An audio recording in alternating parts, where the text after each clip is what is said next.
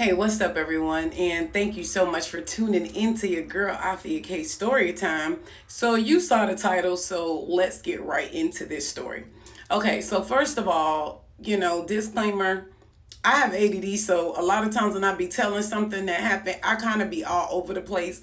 So if that's gonna frustrate you, you might want to get off this right now because all I'm gonna do is delete the comment. Just letting you know, and you're gonna be blocked. But anywho, so some years ago, my son now is 18 years old. Me and my ex-husband have three children. We have an 18-year-old, and then we have 15-year-old twin boys. Anyway, so back in the day, we found out that my mom was very ill at this particular time. She needed a new heart. So even though I have my own place here where I live, the like a lot of people want to live on what's considered like the south side. The north side is like the hood. The east side is the hood. So hood you don't want to be over there. Like nothing's more of an insult here if somebody say you look like you from the east side. Trust me.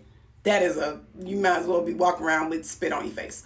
But anyway, so here, that's not where nobody want to live. Anyway, so at this particular time, my mother found out that she had heart failure and that she was going to eventually need to get a new heart. So my brother and his wife were in one room at my mom's house, and then me and my husband, we were in a different room at my mother's house with our kid. My brother had a son at this time, and then I had, being my mom's youngest and only girl, I also, had a little boy with my now ex-husband as well. Anyway, so even though we had our own place, we came back over there. When my mom stayed at across the street, it was like these drug dealer dudes that would be over there selling drugs all the time, and you knew it was the drug house because one, they'll do a serve right in front of you. Like they were not shy at all. They didn't have no problem making it be known, what they did over there, how they did their thing, how they made their money. Okay. Anyway, so during this particular time, I was working at a customer service job at this place called Financial Store Value. So like you call and we kind of like help you figure out what's going on with your card. We didn't like upload money to people's like unemployment cards and stuff.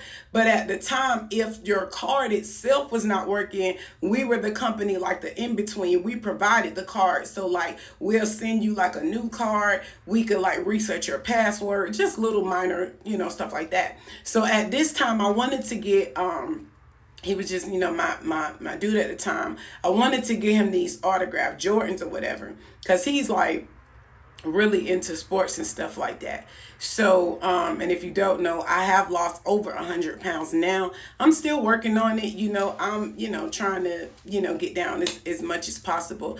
And I do feel really amazing. So thank you to those of you that did know and gave me my little nice shout out. That really, you just don't know. You don't have to pay me no mind. So that really does encourage me a lot to keep going and going after my dreams, especially now without my parents, with them both being gone now. But anyway, so during this time radius, we come over to my mom's house. We're in one room. Mind you, this particular timing, my ex-husband, it's his birthday. So his birthday was this particular day, that night that they slept together. But me and him were supposed to celebrate his birthday like that upcoming weekend. That's why I was trying to get everything situated to make sure that the shoes and stuff was going to be there by that time. But it doesn't matter. The shoes are no longer of no importance. I gave them to another dude anyway. When it all went how it went, I was like, I'm going to find somebody to get these shoes too because he don't deserve them. But anyway, so during this time, we're all in my mom's house. This is the version of it that my brother gave me because he moved once he came in and he realized what had happened that night. My brother said he saw my ex coming out of his bedroom and he's like, what are you doing coming out of my room? And just show you how bold somebody is. Mind you, my parents are sleeping in this house. It's not a big house. So you're literally one room away from me and your son, and you're sleeping with somebody else, which just goes to show you the level of disrespect somebody got to be on.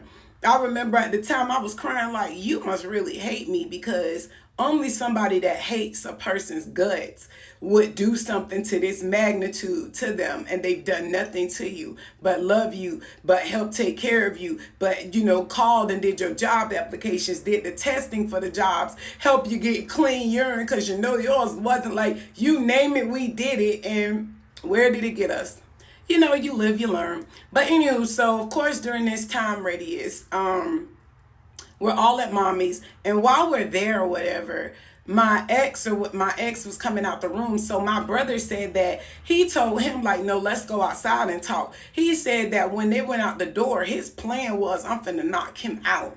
But he said as soon as they got out the door, the drug dealer house across the street, it was a cop car sitting in the yard. And I'm talking about like sideways, like, so when they're coming out straight, the cop car is like right here. And the door is open. He's typing on one of those little keyboard things, one of those like computers or whatever. And so he said that's the only reason he didn't get with him right then. And honestly, to this day, I always be kind of feeling like, you better than me, because baby, when sister girl found out, he brings me back home because my ex at the time would keep my car to find a job or whatever. So I had a great Pontiac vibe. So during this time, he'll be keeping the car. So when he came and got me from work that day, mind you, the night prior when everything happened, my brother snuck and moved my sister-in-law out because he already knew I was going to get her if he didn't. So he done moved her all the way across to the west side of town with her parents. And during this time, mind you, both of my parents are set aside to be ordained ministers. I'm set aside to be a minister when all of this is going on. So anyway, my brother said that my ex pretty much was coming out of his room. He's questioning him about it. He says that my ex tried to say nothing happened, but eventually he just went ahead and came clean. Now, that's the one thing I can say. He's a horrible liar. He cannot lie. So his lies don't make sense, and he's not that quick with it when he lying either. So it used to be very easy if he lied about something to catch him in it. Unfortunately, which was the sad part about it. But anyway, so during this time radius or whatever, that's the only reason why my brother didn't get with him. My sister-in-law, on the other hand, she come trying to write me some letter and all of that about, she was so sorry and all that. And I'm like, girl, please, you are not sorry that you slept with my dude in my mother's house. Nobody does anything this level of trifling that's not just trifling. You just doing dirt because you could get away with it. And during this timing or whatever, my sis was working at Walgreens, and what's weird about all of this is when that happened, a little while later, and I'm going to tell y'all because I was at a church service, so this going to blow your mind. But a little while later or whatever, when this happened, and my brother got them out, I called my ex and I'm like, where are you? Because remember, me and this man made an agreement that if we didn't want to be with each other, that we would have a conversation about it and we would peacefully and amicably just go our separate ways. Because I'm not one of those women that's going to be like running behind you. If you don't really want to be with me, cool.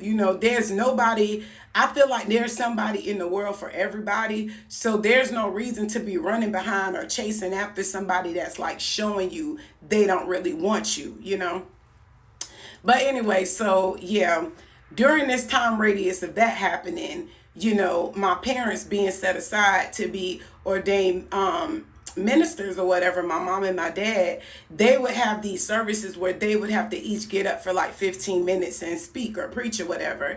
And that was also a part of the training and things like that. So the next time I would actually see my sister-in-law was going to be at the ordination service for my parents. It would be like the first time that me, my brother, my ex, and my sister-in-law were all in the same place. So if you're interested to find out what happened with that, check out part 2.